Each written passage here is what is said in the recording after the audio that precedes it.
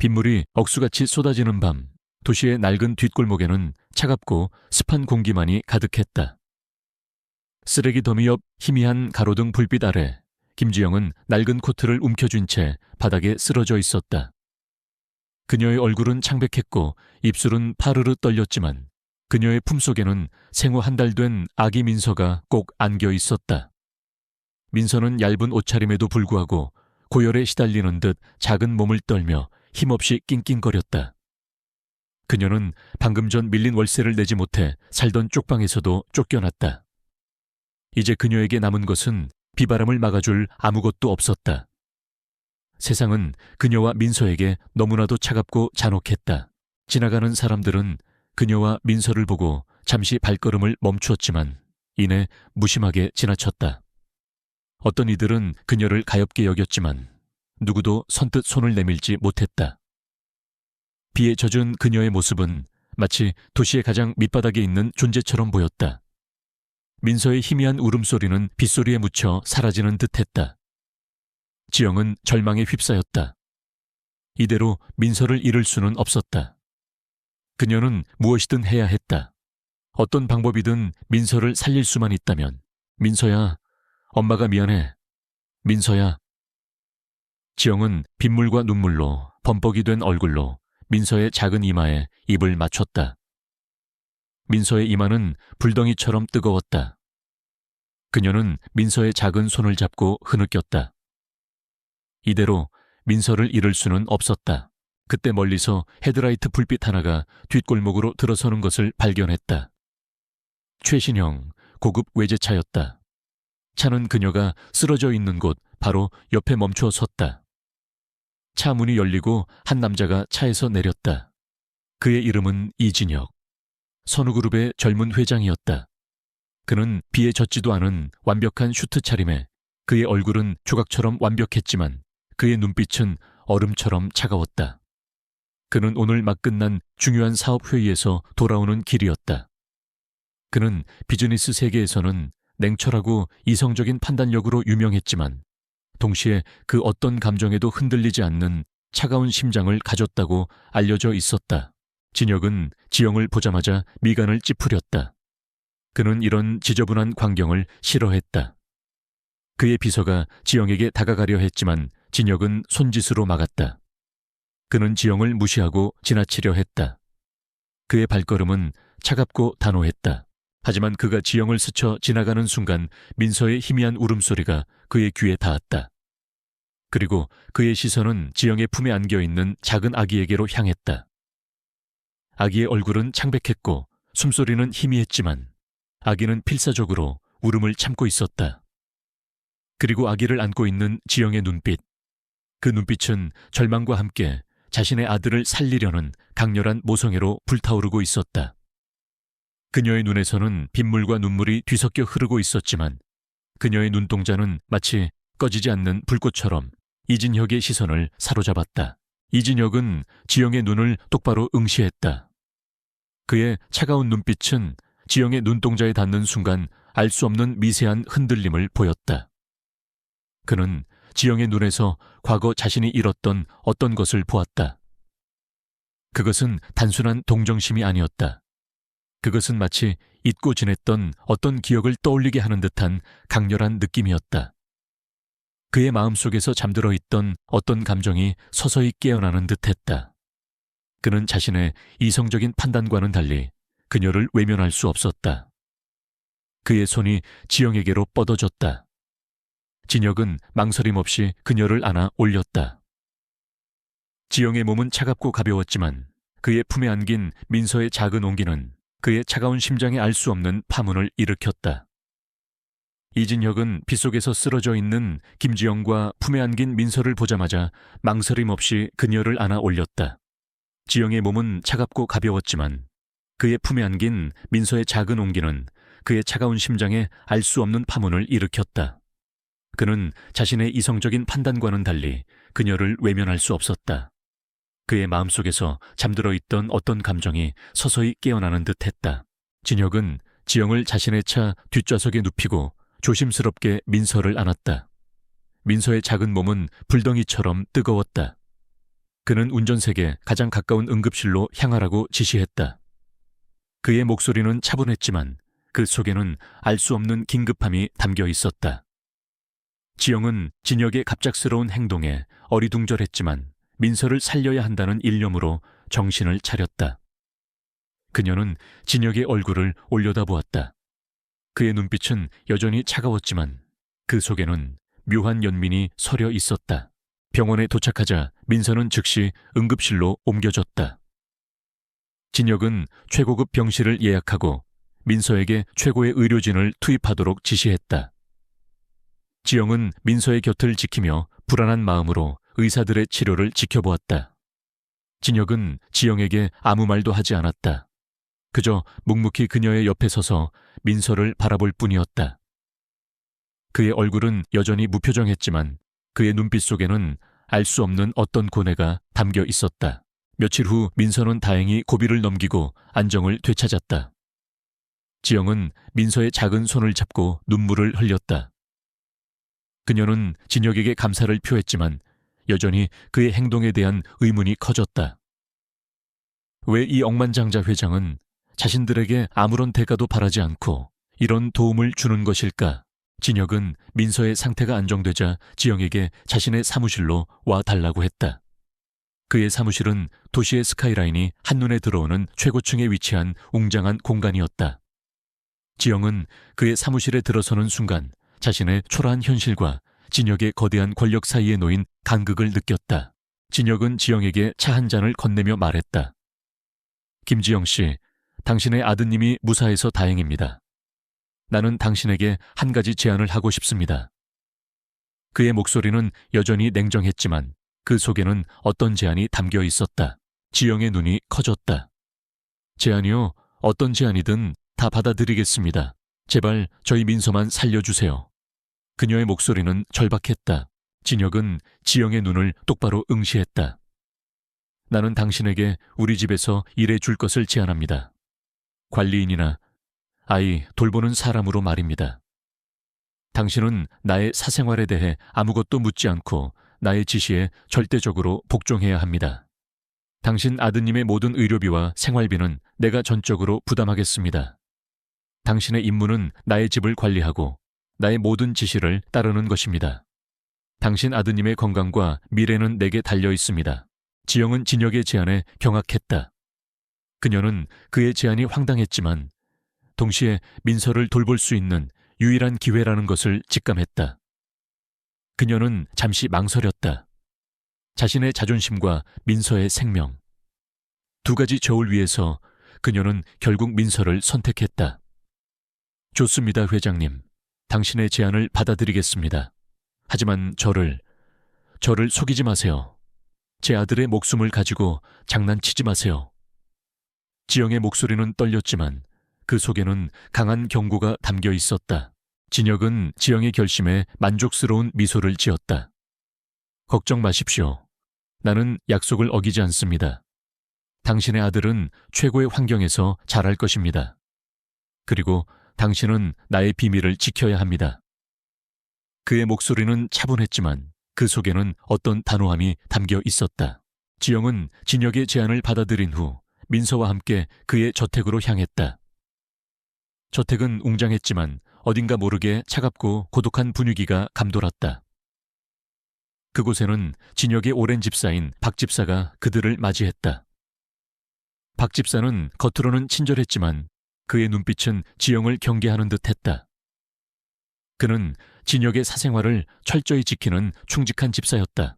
지영은 진혁의 저택에서 지내면서 그의 과거를 어렴풋이 짐작할 수 있었다. 저택 곳곳에는 진혁이 과거에 겪었던 어떤 비극의 흔적들이 남아 있었다. 특히 서재 한쪽에는 낡은 사진첩이 놓여 있었다. 사진첩 안에는 진혁의 젊은 시절 모습과 함께 환하게 웃고 있는 한 여인과 어린 여자아이의 사진이 있었다. 지영은 그 여자아이의 눈빛이 민서의 눈빛과 묘하게 닮아 있다는 것을 발견했다. 그녀의 마음속에서 알 수 없는 궁금증이 솟아났다. 지영은 진혁에게 이 사진첩에 대해 묻고 싶었지만 그의 차가운 눈빛과 그의 비밀을 캐묻지 말라는 경고가 그녀의 입을 다물게 했다. 그녀는 그저 묵묵히 자신의 임무를 수행하며 민서를 돌볼 뿐이었다. 하지만 그녀의 직감은 진혁의 과거와 민서의 미래가 어떤 알 수 없는 방식으로 연결되어 있다는 것을 알려주고 있었다. 그녀는 이 모든 미스터리를 파헤쳐야 한다고 생각했다. 이진혁의 저택은 웅장했지만 그곳에는 말로 표현할 수 없는 차가운 고독감이 맴돌았다. 김지영은 민서를 돌보며 그의 비밀스러운 제안을 받아들였다. 그녀는 그의 과거에 대한 궁금증을 억누르며 묵묵히 자신의 임무를 수행했다. 하지만 저택 곳곳에 흩뿌려진 진혁의 과거 흔적들은 그녀의 직감을 자극했다. 특히 서재에 놓인 낡은 사진첩 속 진혁의 죽은 아내와 딸의 눈빛은 민서와 묘하게 닮아 있었다. 박 집사는 겉으로는 친절했지만 지영과 민서를 경계하는 눈빛을 숨기지 않았다. 그는 진혁의 사생활을 철저히 지키는 충직한 집사였고 동시에 진혁의 과거 비극과도 깊이 연관되어 있는 듯했다. 지영은 박 집사의 행동에서 알 수 없는 불안감을 느꼈다. 민서가 열흘 정도 입원해 있다가 퇴원하여 저택으로 돌아왔다. 민서는 건강을 되찾은 듯 보였지만 여전히 작은 몸으로 엄마의 품에 안겨 진혁과 박 집사를 경계했다. 민서는 일반적인 아기가 아니었다. 그녀는 주변 사람들의 감정을 민감하게 감지하고 그들의 숨겨진 의도나 거짓말을 알아챌 수 있는 특별한 능력을 가지고 있었다. 민서는 박 집사의 눈빛에서 진혁을 향한 충성심과 함께 지영과 민서를 향한 미세한 불안감과 의심을 읽었다. 진혁은 민서의 건강이 회복되자 자신이 운영하는 회사 선우그룹의 본사로 지영을 불렀다. 그는 지영에게 그룹의 모든 사업 분야에 대한 자료들을 건넸다. 김지영 씨, 당신은 이제 나의 개인 비서이자 우리 그룹의 모든 사업을 이해해야 합니다. 당신의 지혜와 통찰력은 우리 그룹에 큰 도움이 될 것입니다. 진혁은 지영에게 엄청난 양의 자료를 넘겨주었지만 지영은 밤샘하며 모든 자료를 완벽하게 숙지했다. 그녀는 뛰어난 학습 능력과 분석력을 보여주었다. 지영은 진혁의 지시를 따르며 그룹의 재정 상태와 사업 보고서들을 검토했다. 그녀는 숫자와 논리에 능통했고 곳곳에서 수상한 점들을 발견했다. 선우그룹의 일부 사업에서 비정상적인 자금 흐름이 포착되었고 이는 과거 진혁의 아내와 딸의 사고 보험금과 연관되어 있는 듯했다. 지영은 이 모든 것이 진혁의 과거 비극과 연결되어 있다는 것을 직감했다. 그녀는 진혁에게 자신이 발견한 수상한 자금 흐름에 대해 보고했다. 진혁은 지영의 예리함에 놀랐지만 이내 얼굴이 굳어졌다. 김지영 씨, 그 부분은 당신이 신경 쓸 필요 없습니다.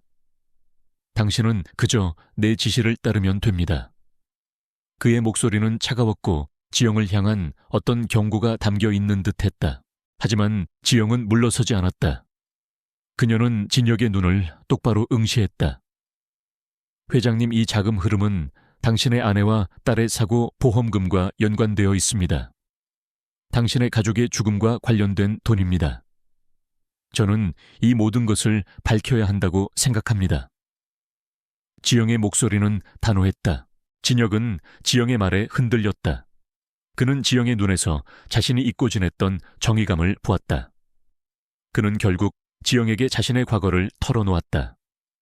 그는 자신의 아내와 딸의 사고가 단순한 교통사고가 아니라 어떤 조직적인 음모에 의한 것이라고 직감했지만 진실을 밝힐 증거를 찾지 못했다고 고백했다. 그는 그 후 모든 희망을 잃고 차갑게 변했다고 말했다. 김지영 씨, 나는 복수심에 불타오르지만 그들을 이길 힘이 없습니다. 그들은 너무나 거대한 존재입니다. 진혁의 목소리에는 절망감이 담겨 있었다. 지영은 진혁의 고백을 듣고 마음이 아팠다. 그녀는 그의 차가운 눈빛 뒤에 숨겨진 깊은 슬픔과 고통을 이해했다. 그녀는 진혁의 손을 꽉 잡았다. 회장님, 당신은 혼자가 아닙니다. 저에게는 특별한 능력이 있습니다. 저는 사람들의 감정을 읽을 수 있고 숨겨진 진실을 감지할 수 있습니다. 제가 당신을 도와드리겠습니다. 당신의 가족을 죽인 진범들을 제가 찾아줄 수 있습니다. 지영의 목소리는 부드러웠지만 그 속에는 강한 확신이 담겨 있었다. 진혁은 지영의 능력에 경악했다. 그는 민서의 능력이 지영에게서 온 것이라는 것을 직감했다. 민서가 자신의 기억을 치유하고 최진우의 음모를 알려주었던 것처럼 지영 또한 어떤 특별한 능력을 가지고 있었던 것이다. 그는 지영의 능력이 너무나 놀라웠지만 동시에 두려움을 느꼈다. 그의 아내와 딸의 죽음에 대한 진실을 밝힐 수 있는 유일한 기회였다. 그는 결국 지영의 제안을 받아들이기로 했다. 좋습니다, 김지영 씨. 당신의 능력을 믿습니다. 함께 그들의 죄를 밝혀냅시다. 진혁의 목소리는 이전과는 달리 따뜻하고 간절했다. 박 집사는 지영과 진혁의 대화를 엿들었다. 그는 지영의 능력이 진혁의 과거 비극과 깊이 연관되어 있다는 것을 직감했다. 박 집사는 진혁의 가족을 지키는데 헌신적인 인물이었지만 그는 진혁의 비극이 외부로 알려지는 것을 극도로 꺼려했다. 그는 지영의 행동이 진혁에게 더 큰 위험을 가져올 수 있다고 생각했다. 박 집사는 자신의 방식으로 지영을 견제하려 했다. 그는 지영에게 불필요한 업무를 주거나 그녀의 주변에 알 수 없는 압력을 가했다. 민서는 저택 안에서 엄마의 불안한 심장 소리와 함께 박 집사의 숨겨진 감정을 느꼈다. 그녀는 박 집사가 엄마를 해치려 한다는 강렬한 악의를 감지했다. 민서는 엄마를 지켜야 한다고 생각했다. 그녀는 자신의 능력을 이용하여 박 집사의 숨겨진 비밀을 감지하려 애썼다. 그녀는 박 집사의 기억 속에서 낡은 서류철과 함께 사고 보고서라는 단어를 보았다. 민서는 그 보고서가 진혁의 아내와 딸의 사고와 관련이 있다는 것을 직감했다. 이진혁은 김지영의 특별한 능력과 그녀가 자신의 과거 비극에 대한 진실을 밝힐 수 있다는 사실에 놀라움을 금치 못했다. 그는 지영을 자신의 가장 중요한 조력자로 여겼고 민서와 함께 그들을 세상의 모든 위험으로부터 보호하려 했다. 하지만 그의 저택 안에는 그들을 경계하는 또 다른 시선이 존재했다. 바로 박 집사였다. 박 집사는 겉으로는 충직한 하인이었지만 그의 눈빛 속에는 지영과 민서에 대한 알 수 없는 의심과 불안감이 깃들어 있었다. 박 집사는 지영이 진혁의 과거를 파헤치려 한다는 것을 눈치챘다. 그는 진혁의 아내와 딸의 사고가 외부에 알려지는 것을 극도로 꺼려했다. 그는 자신의 방식으로 지영을 견제하려 했다. 그는 지영에게 불필요한 업무를 주거나 그녀의 주변에 알 수 없는 압력을 가했다. 지영은 박 집사의 의심스러운 행동에 주목했지만 그가 진혁의 비극과 깊이 연관되어 있다는 것을 직감했다. 민서는 저택 안에서 엄마의 불안한 심장 소리와 함께 박 집사의 숨겨진 감정을 느꼈다. 그녀는 박 집사가 엄마를 해치려 한다는 강렬한 악의를 감지했다. 민서는 엄마를 지켜야 한다고 생각했다. 그녀는 자신의 능력을 이용하여 박 집사의 숨겨진 비밀을 감지하려 애썼다. 그녀는 박 집사의 기억 속에서 낡은 서류철과 함께 사고 보고서라는 단어를 보았다. 민서는 그 보고서가 진혁의 아내와 딸의 사고와 관련이 있다는 것을 직감했다. 지영은 민서의 작은 손을 잡고 그녀의 능력을 자세히 탐색했다. 민서는 지영에게 자신이 박 집사의 머릿속에서 본 이미지들을 설명했다. 낡은 창고 불타는 차, 그리고 서류철. 지영은 민서의 설명에 소름이 돋았다. 민서의 능력은 단순히 감정을 읽는 것을 넘어 사람의 기억 속으로 들어가 숨겨진 진실을 찾아낼 수 있다는 것을 직감했다. 민서가 본 것은 분명히 진혁의 아내와 딸의 사고가 일어났던 그날의 기억들이었다. 지영은 이 모든 것을 진혁에게 이야기했지만 진혁은 여전히 박 집사를 의심하려 하지 않았다. 박 집사는 내게 가족과도 같은 사람입니다. 그가 나를 배신할 리 없습니다. 그리고 민서의 능력은 아직 정확히 알 수 없습니다. 진혁의 목소리는 차가웠지만 그 속에는 박 집사에 대한 깊은 신뢰가 담겨 있었다. 하지만 지영은 포기하지 않았다. 그녀는 민서의 직감을 믿었다. 그녀는 이강우 아저씨에게 연락하여 박 집사의 과거를 파헤쳐 달라고 부탁했다. 이강우 아저씨는 박 집사가 진혁의 아버지 때부터 이 집에서 일해왔으며 진혁의 부모님과도 깊은 관계를 맺고 있었다는 사실을 알아냈다. 그리고 박 집사가 과거 진혁의 아버지의 비서로 일하며 선우그룹의 모든 비밀을 알고 있었다는 사실도 드러났다. 며칠 후 민서는 밤에 잠을 자다가 악몽을 꾸는 듯 격렬하게 몸을 떨었다. 그녀의 작은 얼굴에는 공포가 가득했다. 지영은 민서를 품에 안고 달래주었다. 민서는 잠에서 깨어나 울면서 말했다. 엄마, 그 아저씨가, 나쁜 아저씨가 아빠를 속였어. 그리고 그 차가 불탔어. 민서는 울먹이며 박 집사와 이진혁의 아내와 딸의 사고가 일어났던 그날의 기억을 이야기했다. 민서의 눈에서 희미한 빛이 일었고 지영은 민서의 기억 속에서 박 집사가 낡은 창고 안에서 어떤 서류를 태우는 모습을 보았다. 그리고 그 서류는 진혁의 아내와 딸의 사고 보고서와 관련이 있다는 것을 직감했다. 지영은 민서가 본 기억들을 토대로 다시 한번 진혁에게 박 집사를 의심해야 한다고 주장했다. 진혁은 민서의 생생한 증언에 마침내 박 집사를 의심하기 시작했다. 그의 얼굴은 고통과 분노로 일그러졌다. 그는 박 집사에게 자신의 아내와 딸의 죽음에 대한 진실을 밝히라고 추궁했다. 박 집사는 처음에는 모든 것을 부인하며 발악했다. 그는 진혁에게 자신이 충직한 하인이었다고 주장했다. 하지만 진혁은 민서의 증언과 지영이 제시한 단서들을 바탕으로 박 집사를 몰아붙였다. 결국 박 집사는 무릎을 꿇고 모든 것을 고백했다. 그는 눈물을 흘리며 진혁의 아내와 딸의 사고가 최성호라는 인물이 조작한 사고였다는 사실을 털어놓았다. 회장님, 죄송합니다. 제가 회장님을 속였습니다. 최성호가 회장님의 아내와 딸을 죽였습니다. 그리고 그 사실을 은폐하기 위해 저를 협박했습니다. 저는 회장님의 부모님에게도 충성했기에 회장님께 이 모든 것을 말할 수 없었습니다. 죄송합니다. 박 집사는 오열하며 고백했다. 그의 목소리는 절망으로 가득했다. 최성호는 진혁의 아버지 때부터 선우그룹과 깊은 관계를 맺어온 인물이었다. 그는 겉으로는 존경받는 사업가였지만 실은 선우그룹의 숨겨진 비리를 총괄하고 이진혁의 아버지를 몰아내려 했던 인물이었다. 그는 이진혁이 회장 자리에 오르자 이진혁의 아내와 딸을 제거하여 이진혁을 무너뜨리려 했던 것이었다. 박 집사는 최성호의 협박에 못 이겨 사고를 은폐하고 진실을 숨겼던 것이었다. 진혁은 박 집사의 고백에 충격을 금치 못했다. 그의 가장 믿었던 사람이 자신을 배신했다는 사실에 그는 절규했다. 하지만 민서와 지영의 도움으로 진실을 밝힐 수 있었다는 사실에 그는 안도했다.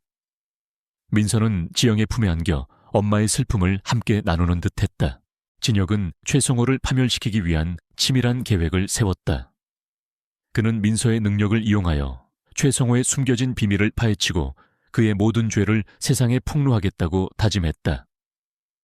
이강우 아저씨는 진혁과 지영의 든든한 조력자가 되어 최성호의 네트워크를 조사하기 시작했다. 이 싸움은 그의 마지막 임무가 될 터였다. 이진혁은 박 집사의 충격적인 고백에 분노했다. 그의 아내와 딸의 사고가 단순한 비극이 아니라 최성호라는 인물이 조작한 음모였다는 사실에 그의 심장은 복수심으로 불타올랐다. 그는 민서와 지영의 도움으로 진실을 밝힐 수 있었다는 사실에 안도했다. 민서는 지영의 품에 안겨 엄마의 슬픔을 함께 나누는 듯했다. 이진혁은 최성호를 파멸시키기 위한 치밀한 계획을 세웠다. 그는 민서의 특별한 능력을 이용하여 최성호의 숨겨진 비밀을 파헤치고 그의 모든 죄를 세상에 폭로하겠다고 다짐했다. 이강우 아저씨는 진혁과 지영의 든든한 조력자가 되어 최성호의 네트워크를 조사하기 시작했다. 한지우는 민서의 능력을 과학적으로 분석하여 그녀의 능력이 감정 감지와 기억 투영이라는 것을 밝혀냈다. 최성호는 진혁의 아버지 때부터 선우그룹과 깊은 관계를 맺어온 인물이었다. 그는 겉으로는 존경받는 사업가이자 의학자였지만 실은 선우그룹의 숨겨진 비리를 총괄하고 이진혁의 아버지를 몰아내려 했던 인물이었다. 그는 이진혁이 회장 자리에 오르자 이진혁의 아내와 딸을 제거하여 이진혁을 무너뜨리려 했던 것이었다. 그는 인간 유전자 조작과 기억 조작 기술을 이용한 비윤리적인 실험을 진행하고 있었으며 이 모든 것의 핵심은 생체 강화 프로젝트라는 이름의 비밀 프로젝트였다. 민서는 자신의 능력을 이용하여 최성호의 과거 기억 속으로 들어가 그가 저지른 모든 죄를 확인하려 했다. 민서는 최성호의 기억 속에서 김수아 아기의 죽음 그리고 박영철 씨의 살해 현장을 목격했다. 민서는 최성호의 눈빛에서 느껴지는 탐욕과 잔혹함에 몸서리쳤다. 그녀는 최성호가 자신이 저지른 모든 죄를 생체 강화 프로젝트라는 이름으로 포장하여 정당화하려 했다는 것을 알게 되었다. 이준호 회장은 민서의 능력으로 확보한 최성호의 모든 비리 증거를 가지고 언론과 경찰에 직접 나섰다. 기자회견장에는 수많은 기자들과 카메라들이 모여들었다. 이준호 회장은 떨리는 목소리로 최성호의 잔혹한 범죄와 선우그룹의 비윤리적인 생체 강화 프로젝트를 낱낱이 폭로했다. 그는 민서의 증언을 뒷받침할 수 있는 모든 증거들을 제시하며 모든 진실을 명백하게 밝혔다. 특히 최성호가 민준의 아내와 딸의 사고를 조작하고 그들을 살해했던 계획들이 공개되자 기자회견장은 충격에 휩싸였다. 언론은 이준호 회장의 폭로에 일제히 들끓었다. 대한민국 최고의 그룹 회장의 충격적인 고백은 전 국민의 이목을 집중시켰다. 사람들은 최성호의 잔혹함에 분노했고 이준호 회장의 가족의 비극에 애도를 표했다. 최성호는 뉴스를 통해 이 모든 사실을 접하고 광분했다. 그는 자신이 쌓아 올린 명성과 권력이 한순간에 무너져 내리는 것을 보며 분노와 절망에 휩싸였다. 그는 언론을 매수하고 여론을 조작하려 했지만 민서와 이준호 회장이 제시한 너무나도 명확한 증거들과 국민적 분노 앞에서 그의 시도는 모두 실패로 돌아갔다. 선우그룹의 주가는 폭락했고 그의 모든 사업은 마비되었다. 결국 최성호는 경찰에 체포되었다. 그는 수갑을 찬 채 경찰서로 끌려가면서도 민서와 이준호 회장을 향해 광기 어린 눈빛으로 노려보았다. 이진혁, 김민아 내놈들이 감히 날 이렇게 만들다니 이대로 끝날 줄 아느냐. 반드시 내놈들에게 대가를 치르게 할 것이다. 그의 목소리는 증오로 가득했다. 최성호는 자신의 죄를 인정하기보다는 자신을 파멸시킨 민서와 이준호 회장에게 복수할 기회만을 노리고 있었다. 선우그룹의 핵심 임원들과 최성호의 비리에 연루된 모든 공범들도 줄줄이 체포되었다. 그들은 법의 심판을 받게 될 것이었다. 그들의 추악한 비리는 낱낱이 공개되었고 사회는 이로 인해 큰 혼란을 겪었지만 동시에 오랜 병폐를 척결하는 계기가 되었다. 이준호 회장은 자신의 아내와 딸의 억울함을 풀어주었지만 그의 마음속에는 여전히 슬픔과 고통이 남아있었다. 민서는 병실에서 이 모든 뉴스를 접했다. 그는 엄마가 위험에 처했다는 것을 알고 불안해했지만 동시에 엄마가 자신을 위해 얼마나 큰 일을 해냈는지 어렴풋이 느끼고 있었다. 민서는 자신의 능력으로 엄마의 슬픔을 위로하려 애썼다. 그는 엄마의 손을 잡고 그의 따뜻한 마음을 엄마에게 전달했다. 민서의 능력이 언론에 알려지자 세상은 그를 기적의 아이라고 불렀다. 사람들은 민서의 능력이 어떻게 엄마를 위험에서 구하고 최성호의 비리를 밝혀냈는지에 대해 놀라움을 금치 못했다. 민서는 자신의 능력이 선한 목적으로 사용될 수 있다는 것을 깨달았다. 그는 엄마와 함께 세상을 더 나은 곳으로 만들겠다고 다짐했다. 하지만 최성호의 복수심은 사라지지 않았다. 그는 구치소에 수감된 상태에서도 민서와 이준호 회장을 향한 증오를 불태웠다. 그는 자신의 남은 추종자들을 이용해 민서와 이준호 회장에게 마지막 공격을 가할 준비를 하고 있었다. 이준호 회장은 최성호 같은 악의 그림자가 쉽게 사라지지 않는다는 것을 알고 있었다. 그는 늘 경계를 늦추지 않고 다음 수를 준비했다. 민서는 이준호 회장의 곁에서 그의 든든한 아들이자 조력자가 되었다. 이진혁 회장은 최성호의 비밀 연구실에서 탈출하여 정서연이 기다리는 안전가옥으로 향했다. 그의 손에는 최성호의 모든 비리가 담긴 증거들이 굳게 쥐어져 있었다.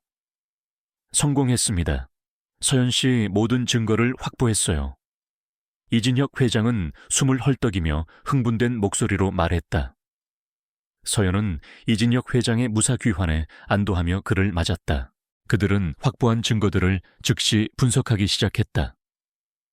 USB에 담긴 데이터 서류, 그리고 최성원이 언급했던 바이오제네틱스의 상세한 연구 기록까지. 모든 증거는 최성원의 추악한 범죄와 그가 속한 거대한 부패 네트워크의 실체를 명확하게 보여주었다. 바이오제네틱스 기술을 이용한 인간 유전자 조작, 맞춤형 생명체를 만들려는 끔찍한 실험, 그리고 그 모든 것을 숨기기 위해 저지른 살인과 증거 인멸까지. 서연은 증거들을 보며 분노와 함께 전율했다. 이건 단순한 부패가 아니에요. 이건 인류의 존엄성을 파괴하는 끔찍한 범죄예요. 최성원은 자신의 야망을 위해 수많은 사람들의 삶과 유전자를 짓밟았어요. 서연이 이를 악물고 말했다. 이 모든 것을 세상에 폭로해야 해요. 제 가족과 이진혁 회장님의 약혼녀, 그리고 모든 피해자들의 억울함을 밝히고 최성원을 반드시 심판대에 세워야 합니다. 이진혁 회장은 서연의 결의에 찬 눈빛을 보며 고개를 끄덕였다. 그는 자신의 모든 것을 걸고 최성원과 그의 부패 네트워크를 파멸시키겠다고 다짐했다. 이강우 아저씨는 서연과 이진혁 회장의 든든한 조력자가 되어 모든 계획을 지원했다. 그는 과거 형사 시절의 경험을 살려 최성원의 모든 비밀을 세상에 폭로하고 그의 죄를 낱낱이 밝히겠다고 선언했다. 최성원은 자신의 비밀 연구실이 털렸다는 사실을 알고 광분했다. 그는 자신의 모든 것을 잃게 될 것이라는 절망감에 휩싸였지만 동시에 서연과 이진혁 회장에게 복수할 기회만을 노렸다. 그는 자신의 마지막 발악으로 서연과 이진혁 회장을 제거할 계획을 세웠다. 그는 자신의 최측근인 전직 요원들을 동원하여 서연이 기자회견을 열 연회장에 폭탄을 설치하고 서연과 이진혁 회장, 그리고 모든 취재진을 한꺼번에 제거하려 했다. 그는 이 계획을 통해 자신의 죄를 영원히 묻고 복수심을 채우려 했다. 한편 서연은 기자회견을 열어 최성원의 모든 비리를 세상에 폭로할 준비를 했다. 그녀는 기자로서의 모든 윤리를 걸고 이 사건을 세상에 알리려 했다. 그녀는 박준혁의 죽음을 잊지 않았다. 서연은 이진혁 회장에게 이 모든 것을 함께 해줄 것을 부탁했다. 이진혁 회장은 서연의 결의에 찬 눈빛을 보며 고개를 끄덕였다. 함께 갑시다. 당신이 밝히려는 진실은 우리 모두에게 필요한 것이니까요. 기자회견 당일 연회장에는 수많은 기자들과 카메라들이 모여들었다. 사람들은 모두 서연의 얼굴에 드리워진 슬픔과 결의를 읽을 수 있었다. 서연은 단상에 올라 마이크를 잡았다. 저는 오늘 최성원의 추악한 범죄와 바이오제네틱스의 모든 비밀을 밝히겠습니다. 그녀의 목소리는 떨렸지만 확신에 차 있었다. 서연은 기자회견장에서 최성원의 모든 비리 증거를 공개했다. 바이오제네틱스 기술을 이용한 인간 유전자 조작 기록, 맞춤형 생명체를 만들려던 잔혹한 실험 보고서, 그리고 그 모든 것을 숨기기 위해 저지른 살인과 증거 인멸에 대한 상세한 증거들까지. 특히 이진혁 회장의 약혼녀 사망 사고가 최성원의 비윤리적인 실험과 이성철 회장의 음모 때문에 벌어진 계획적인 살인이었다는 진실이 밝혀지자 기자회견장은 충격에 휩싸였다.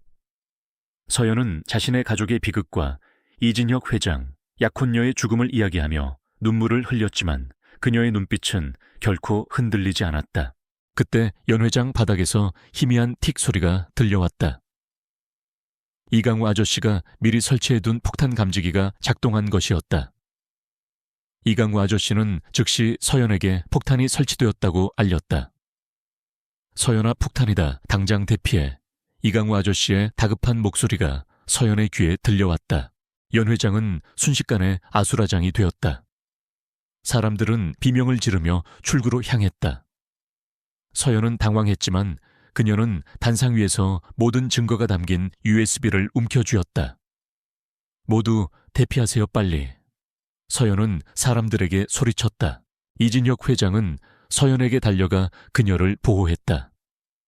그는 사람들을 대피시키면서도 서연을 데리고 연회장 밖으로 나가려 했다.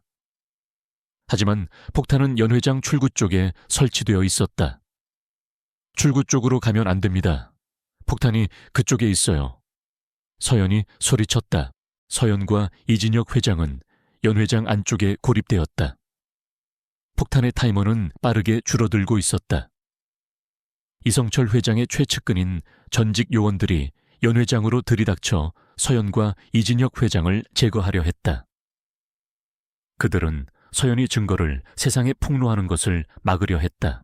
서연은 자신의 모든 힘을 다해 요원들과 맞섰다. 그녀는 훈련받은 격투 기술을 발휘하여 요원들의 공격을 피하고 방역했지만 그들의 숫자는 너무 많았다. 이진혁 회장도 서연의 옆에서 요원들을 막아섰다. 그의 냉철한 판단력과 과감한 행동은 서연에게 큰 힘이 되었다. 폭탄의 타이머는 이제 10초를 가리키고 있었다. 서연과 이진혁 회장은 절망에 빠졌지만 그들은 마지막까지 포기하지 않았다. 서연은 이성철 회장과 최성원의 모든 죄를 밝혀내고 자신의 가족과 이진혁 회장 약혼녀 그리고 모든 피해자들의 억울함을 풀어줘야 한다고 생각했다. 그때 서연은 자신의 눈앞에 놓인 마이크를 보았다. 그녀는 마이크를 움켜쥐고 마지막 힘을 다해 소리쳤다. 이성철, 최성원 당신들은 절대 용서받지 못할 거야. 당신들의 모든 죄는 세상에 드러날 거야. 그리고 나는 당신들의 거짓말을 모두 폭로할 거야. 서연의 목소리는 절규에 가까웠지만 그 속에는 진실을 향한 강렬한 의지가 담겨 있었다. 그녀는 자신이 가진 모든 증거들을 하늘로 던졌다. USB와 서류들은 연 회장 바닥에 흩뿌려졌다. 굉음과 함께 연 회장이 폭발했다. 서연과 이진혁 회장은 폭발의 충격에 몸을 날렸다. 그들의 몸은 파편에 휩싸였다. 이성철 회장의 마지막 발악은 모든 것을 파괴하려 했다.